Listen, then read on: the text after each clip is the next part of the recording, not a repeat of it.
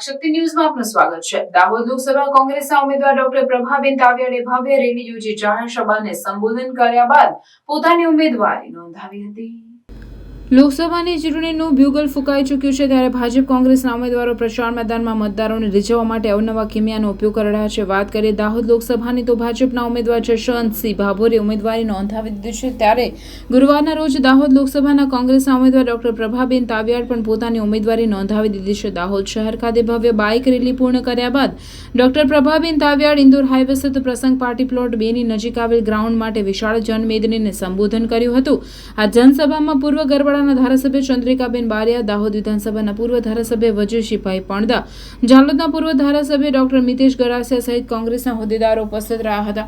આખરી ગરમીમાં પણ આ જાહેર સભામાં જિલ્લામાંથી ખૂબ જ મોટી સંખ્યામાં કોંગ્રેસના સમર્થકો હાજર રહ્યા હતા। સભા તેમજ રેલીમાં આમ આદમી પાર્ટીના હોદ્દેદારો તેમજ કાર્યકર્તાઓ પણ હાજર રહ્યા હતા।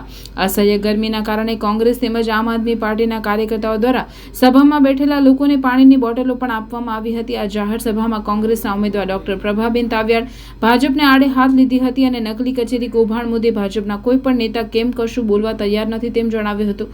18 કરોડ ઉપરાંતના નકલી કચેરી કૌભાંડે ગરીબ આદિવાસીઓના પૈસા ખાઈને આચરવામાં આવ્યું હોવાના આક્ષેપો પણ ડોક્ટર પ્રભાબેન તાવિયાડે કર્યા હતા। સભા પૂર્ણ થયા બાદ કોંગ્રેસના ઉમેદવાર કલેક્ટર કચેરી ખાતે પહોંચ્યા હતા, જ્યાં તેમણે પોતાની ઉમેદવારી નોંધાવી હતી।